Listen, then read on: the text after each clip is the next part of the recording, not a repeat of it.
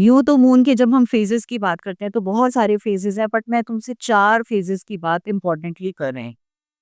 पहला phase new moon, दूसरा पे फेज वैक्सिंग, तीसरा फुल मून और चौथा वैनिंग। ये इंपॉर्टेंटली मैं 4 चीजों को इस वर्कशॉप में आपको बताना चाहते हैं। न्यू मून से फुल मून जब हम जाते हैं और फुल मून से वापस न्यू मून जाते हैं, तो न्यू मून से जब फुल मून जा रहे हैं तो वो वैक्सिंग फेज है। That is the phase of growth. That is the phase of focus. That is the phase of effort. That is the phase of momentum. तो जब आपको ये लग रहा हो ना ये काम कब शुरू करना है, ये काम कब करना है, ये वैक्सिंग फेज में नहीं करना है, राइट। शुक्र पक्ष कहते हैं हम हिंदी में इसको। और फुल मून से जब हम वापस से न्यू मून की तरफ जा रहे होते हैं, वो वैनिंग फेज है, वो कृष्ण पक्ष है। वो वाला वो फेज किस चीज के लिए है? वो रिफ्लेक्शन का फेज है, वो आपको रेस्ट का फेज है, आपको चेंज ऑफ प्लेस करनी है उसका फेज है, आपको कहीं जाके इत्मीनान से नेचर के साथ जुड़ना है उसका फेज है, तो आप ओवरवेलमिंग चीजों को रिलीज करना है उसका फेज है। आप प्रिपेयर करोगे नेक्स्ट फेज के लिए, इंटीग्रेट करते चले जाओगे चीजों को, उसका फेज है। तो ये हमेशा याद रखना, this is first important point that you should note, that new moon से फुल मून के जाने में ही हमने ग्रोथ, फोकस, एफर्ट और मोमेंटम की बात करनी है। और फुल मून से न्यू मून के फेज में हमने रिफ्लेक्शन की, रेस्ट की, इवन सेलिब्रेशन की, इंटीग्रेशन की, प्रेपरेशन, इन सब की हमने बात करनी। तो मून की एनर्जी तो रही, लेकिन दोनों एनर्जीज दोनों डिफरेंट हो गई, हमारे एक्शंस दोनों डिफरेंट हो गए, राइट। तो ये पहला पॉइंट है जिसको आपको जरूर नोट करना है और नोट करके लिखना है।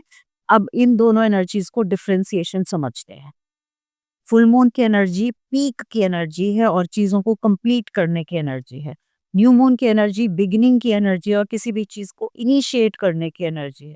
जो भी नया काम इनिशिएट करना है, नई नौकरी, नया काम, नई जर्नी, नई प्लानिंग, कुछ भी नया करना है, वो बिगिनिंग और इनिशिएट करने की है। फुल मून की energy letting go and release की एनर्जी है। न्यू मून की एनर्जी इंटेंशन सेटिंग और क्रिएशन की एनर्जी है। फुल मून की एनर्जी इमोशनल एक्सप्रेशन की एनर्जी है, बिकॉज आप कहते हैं ना घड़ा भरा हुआ है इमोशन से, तो वो फुल मून की एनर्जी इमोशनल वाले एक्सप्रेशन की एनर्जी। न्यू मून की एनर्जी बिल्कुल खाली है, बिल्कुल समझो प्लॉट खाली है। अब उस प्लॉट के अंदर आपने क्या करना है, या आपने नया घर लिया, अब उस फ्लैट के अंदर, घर के अंदर आए, उसके बाद आपने देखना शुरू किया 4 कमरे हैं, इस रूम को मैं बेडरूम बनाऊंगा, ये मास्टर बेडरूम होगा, ये गेस्ट रूम होगा, यहाँ फर्नीचर ऐसे लगेगा। तो ये मेंटल क्लैरिटी एंड फोकस की एनर्जी न्यू मून की एनर्जी है। फुल मून की एनर्जी में एनर्जी बाहर की तरफ निकल रही है, it is going outward because you are releasing it. And new moon की एनर्जी में your energy is going inward, why? Because you are planning, you are asking yourself, you are gaining that clarity within you, right. How they are totally different. Full moon की energy जो है वो awareness और closures की है। आप chapter close कर रहे हो, आप चीजों को क्लोज कर रहे हो, ये अवेयरनेस की एनर्जी फुल मून की है। और डिसीजन और डायरेक्शन की एनर्जी न्यू मून की है। Why?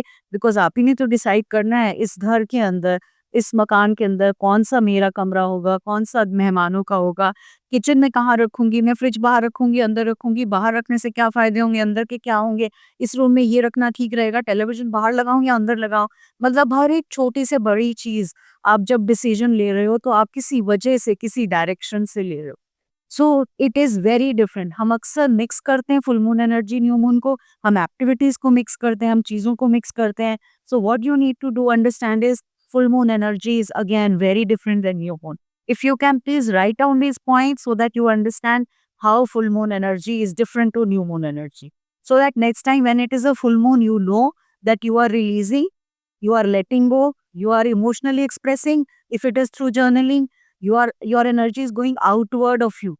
You are closure of the chapters. You are celebrating also.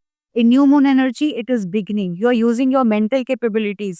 You are using your clarity. You are using your focus. You are setting an intention. You are doing some creation. You are taking a decision. And then you are taking a direction. Clear to both of you? So, new moon energy is powerful because it is point of creation. It is beginning of new cycle. This is where your intentions are planted. This is where your decisions are formed. This is the place and phase of silent growth. It is not बड़ी बड़ी बातें, it is just like a seed. जब वो सो करते हैं तो seed के अंदर फ्रूट भी है, फ्लावर भी है, उसी सीड के अंदर वो प्लांट और ट्री भी है, उसी सीड के अंदर बहुत सारे फ्रूट्स भी हैं। बट वो एनर्जी जब हम सीड ग्रो करते हैं, सो करते हैं, हमें शायद नहीं पता होता, बट उस सीड को और भगवान को पता होता है वो ग्रो करके क्या बनेगा। न्यू मून हमें तो दिखता ही नहीं, अमावस है, हम बहुत सी बार देखते हैं अमावस में तो चंद्रमा दिखना बंद हो जाता है, डिसअपियर, बट ऐसा नहीं है ना। क्या हो रहा है, सन और मून अलाइन कर रहा है perfectly so that the side facing us is wrapped in a shadow, इसलिए हमारी आईज को चंद्रमा दिखता नहीं है।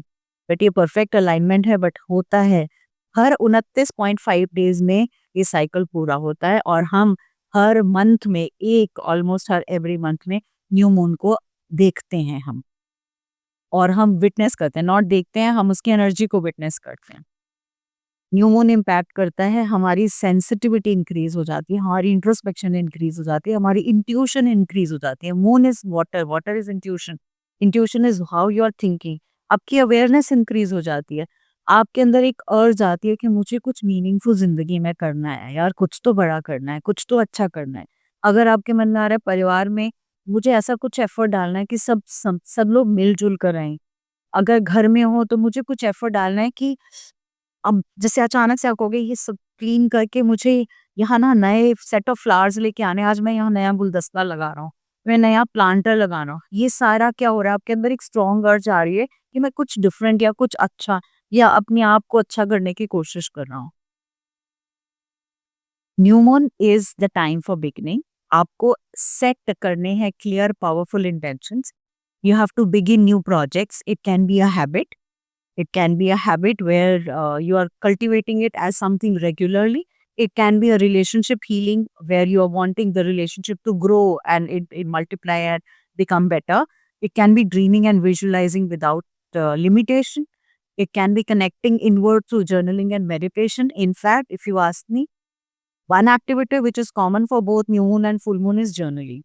Because journaling and meditation are two areas which actually connect with your inner side, inner one. Next important thing is creating vision boards or goal cards. Very beautiful time to do that on any new moon because you are creating something and deciding what you want to grow in the coming cycle. Now cycles can be, I'll talk about it कि short term होना चाहिए, long term होना चाहिए, बड़ा होना चाहिए, छोटा होना चाहिए, किस तरह का होना चाहिए। हमेशा याद रखना न्यू मून पे ये गलतियां नहीं करनी है हमने। एंडिंग रिलेशनशिप, सीकिंग क्लोजर, अगर आप कोई भी ऐसी अफर्मेशन कर रहे हो कि I am moving into a new city, I am moving into a new relationship, I am moving into a new closure, मतलब आप उस रिश्ते को, पुराने वाले को कह रहे हो मैं लेट गो करता हूँ इस चीज को, यानी आपने कभी भी न्यू मून पे लेट गो नहीं करना। जब भी आप न्यू मून पे लेटिंग गो की बात करोगे, वो आप कल्टीवेट करोगे कि वो दोबारा से होने लगेंगी चीजें, बहुत ज्यादा शिद्दत से होने लगेंगी चीजें, because it's a growth time. आपने कोई भी एग्रेसिव रिलीजिंग नहीं करनी है। Any cleansing is important. New moon focuses on creation, not intense clearing of the past. We in the new moon time, we should not be worried or thinking about what was there, what is to let go, what is to pass, what is to go. No, don't do that ever. Making impulsive decisions based on fear, बहुत गलती करते हैं हम, डरते हैं चीजों से। ये अप्लाई कर रहे हैं, उल्टा ना हो जाए, यहाँ से जॉब छोड़नी है, खुश नहीं है, क्या करें। न्यू मून पे अप्लाई कर सकते हो, बट आउट ऑफ फियर करोगे नहीं होगा। मेरा सिलेक्शन हो जाए इससे मैं फटाफट से इंटेंशन लिख के भेज देता हूँ, आउट ऑफ फेयर होगा। मेरा बच्चा इस कॉलेज में चला जाए, मैं ये कर दूँ, नहीं हुआ एडमिशन तो वो बहुत बहुत खराब उसका हाल हो जाएगा। फियर के बेसिस पे जो भी चीज़ आप कर रहे हो, वो आपकी चॉइसेस को एंग्जाइटी में बदल देगा, वो आपके चॉइसेस उन्हीं को बढ़ा देगा। तो बहुत बार लोग कहते हैं हमने मैनिफेस्टेशन किया, न्यू मून पे किया, बट वो नहीं हुआ क्योंकि आपने डर से किया, आपने घबराहट से किया, आपने भागते हुए चीज़ों से किया। So don't do that. Another thing, don't set any vague or negative intentions. I am financially abundant rather than saying I don't want it.